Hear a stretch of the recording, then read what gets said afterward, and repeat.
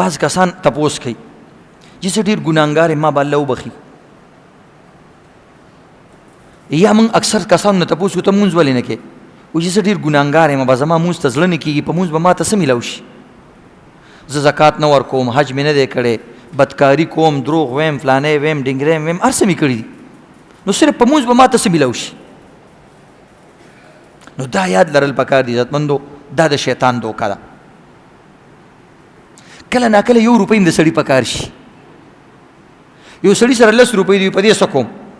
او داسې ځای کې ګیر شي چې په هغې باندې 1 روټۍ کېږي خو نو پوره 10 ګنټې پې ستا ګزاره به کېږي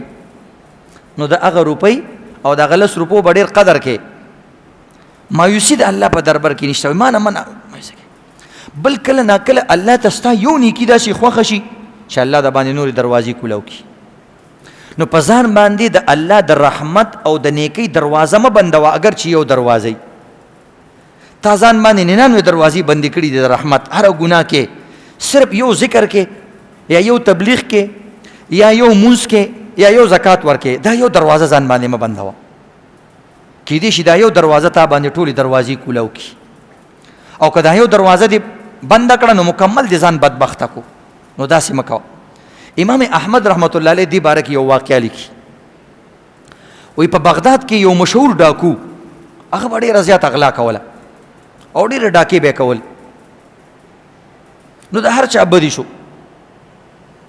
یو ځل ما جومات کې وکتلو جومات کې مونځونه کول او ډېرې سجدې کولې وایي ما هم ډېره غوسه راغله وایي ما هغه ډاکو ته ویل دې خوا راشه چې راغلو ما ورته ویل چې دا ته کوم کارونه کې بار څه کې او دلته څه کې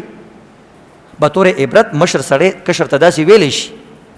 دغې څه خبره نشته عالم شو پلار شو بچي ته ویلی شي الله قرآن کې ویل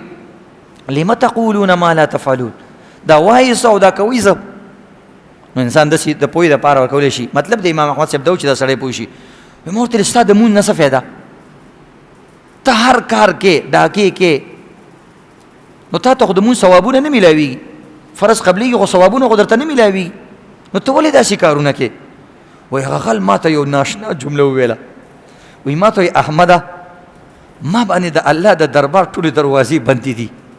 صرف دغه د یو مونځ دروازه را باندې کولاوه ده او دا یو دروازه را باندې مه بندوه د الله نه څومره امید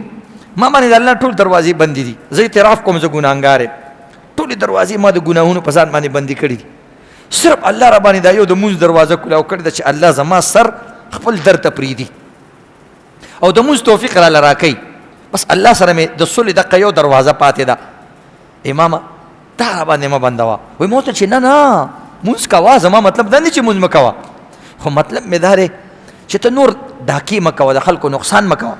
وایي ما ته وایي چې الله را باندې دا یو دروازه کولاو کړې ده دا نورې دروازې به م را باندې کولاو کړي الله سره مې څه نسل لین دین شته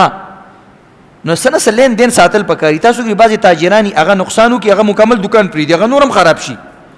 خو چې کوم سړی دکان نه پرېږدي مارکیټ نه پرېږدي ځای نه پرېږدي په ورو باندې واپس سټیبل شي قابل شي یو ځای ته راورسېږي نو امام احمد صاحب په خپله به بیان کوي وایي یو ځل زه بیت الله شریف کې روان وم وایي ډېرو کسانو عملونه کول ما هم عمل کو خو د یو سړي عمل زه ډېر زیات متاثره کړم وایي مې وکتل یو سړی د زارو قطار جاړي او د الله د بیت دروازې پورې او پردو پورې نښتی دی ډېر ناشنا انداز کې جاړي او الله سره راز و نیاز کوي او الله نه ډېرې معافیانې غواړي یا الله زما ټولې ګناهونه معاف کړي او یا الله چې ما چې څه کړي زه به هر څه درست کوم او یا الله ستا ډېره مهرباني چې تا ما سره صلح وکړه وایي زه حیران شوم چې دا سړی څوک دی ډېر زیات الها او زارۍ سره د رب دربار کې سوالونه کوي وایي ما چې پې داسې لاس کېغوستو هغه داسې شاته وکتل وایي دا هم اقه غل او ډاکو چې کوم ته ما نصیحت کړی وایي چې ما ته یې داسې وکتل ویې خندل وایي ما هم ورته وخندل وایي ما ته وایي احمده خبرې الله سره مې مکمل صلح وشوه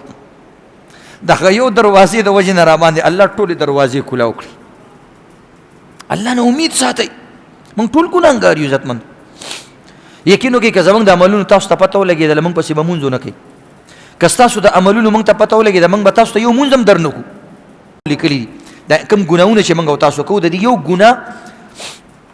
د دې بد اثرات ظاهر شو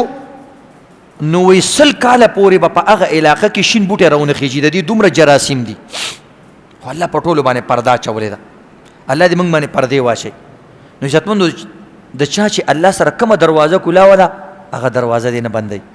د چا د اخلاقو دروازه الله سره کولاو ده اخلاق بهترین دي د چا د ذکر دروازه الله سره کولاو ده هغه ذکر کوي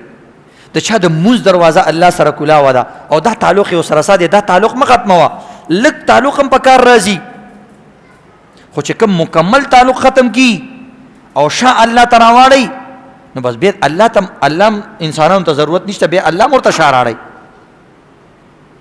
من شذ شذ فی النار کم سړی چې ځان لکۍ الله وی اور کې به هم ځان لکم چې کوم طرف ته ځي خو چې کوم انسان تعلق ساتي او امید ساتي عزتمندو دا یو ځل دته دروازه کولاوي کوم انسان چې دروازه ټکي یو ځل هغه دروازه خامخا کولاوي که سړی ودم وي خو چې ته یو ځل دروازه وټکې دغه وخت آواز لاړ شي اوس کته وی چې بس چا جواب رانه کولاړ شي نو هغه انتظار کوي چې واقعي سړی ودرېدو چې ته دویم ځل وکړي هغه کټ کې راپاسېږي چې ته درېیم ځل دروازه وټکې هغه درته دروازه کولاو کړي دقه شان عزتمندو د الله دربار دی هغه خو لا تأخذه سنة ولا نوم هغه له خو خوب هم نه ورځي هغه باندې خوب هم نه راځي هغه هر وخت کولاوي خو لږ صبر کوي کله ناکله تا ګوري چې ته څنګه کوې